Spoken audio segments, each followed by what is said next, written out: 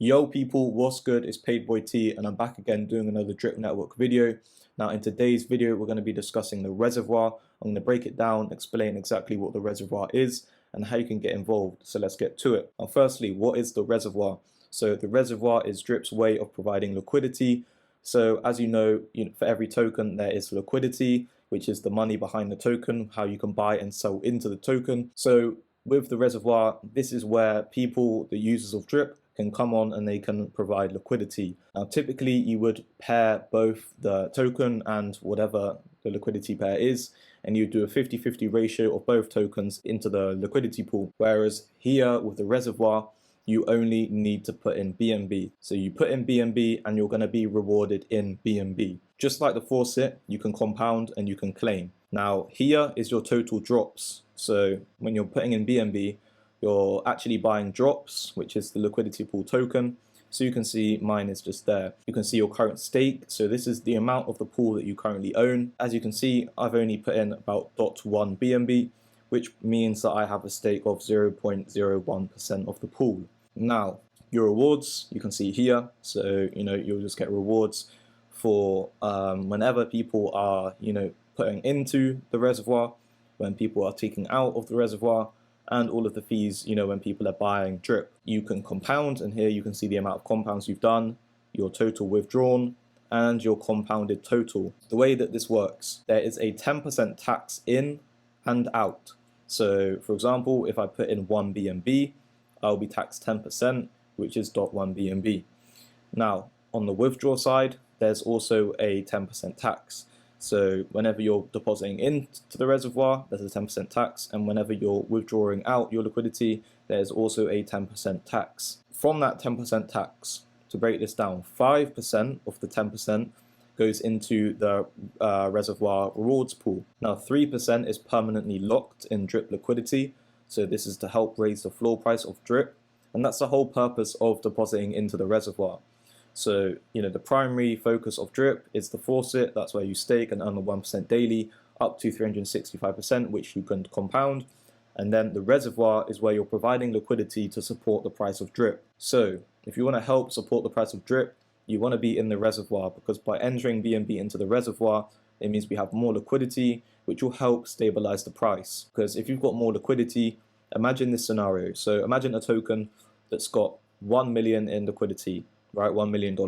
Then someone comes along and does a 500k sell. That's going to really affect the chart. You're going to see a big red candle, and that's going to really affect the chart because 50% of the liquidity has just been pulled from that guy that sold 500k. Now, imagine there was 100 mil of liquidity. That 500k sell is going to be very minuscule on the chart. It's not really even going to affect it because there's so much liquidity behind that token that the 500k that was, taken from the sell doesn't really impact the price as much. So that's just the same for the reservoir. The more liquidity, the more BNB we put into this reservoir, the less the sells are going to affect us. And, we're going to have more stability within the price. So now to break down, the reservoir, as I was saying, so there is a 10% tax in and out of the reservoir.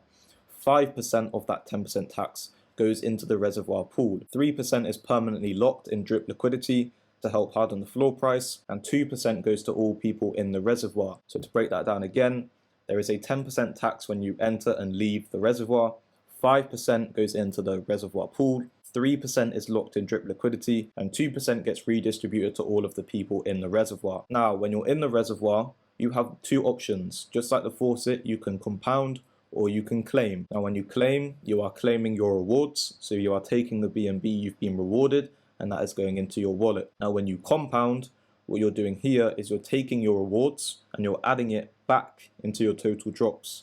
So in theory, this will increase your stake dependent on how much money is going in and out. If the amount going in or out remains constant and you compound, obviously you have more total drops, which means your stake is now bigger because you are staking more in the reservoir. So your total stake of the reservoir has now become bigger. Now, unlike staking Drip in the faucet, you can withdraw your initial principal. So your initial principal just means what you initially put in, and this is your total drops, which you can withdraw. So unlike the faucet, your deposits are locked. Because this is just providing liquidity, you can withdraw your initial liquidity that you provided. So there's that to bear in mind. You know, you can claim your BNB in rewards each day, or you can compound them to increase your total drops or the amount of liquidity you're providing, which will then in turn increase your stake depending on how much is going in or out.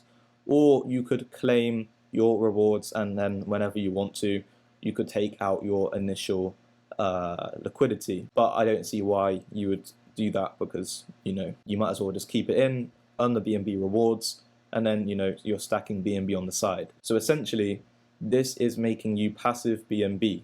You stake BNB, you earn BNB, and through doing so you're also supporting the drip price. So essentially that is how the reservoir works. If you want to help support the drip price, I would recommend that you come on over to the reservoir and you put in some BNB.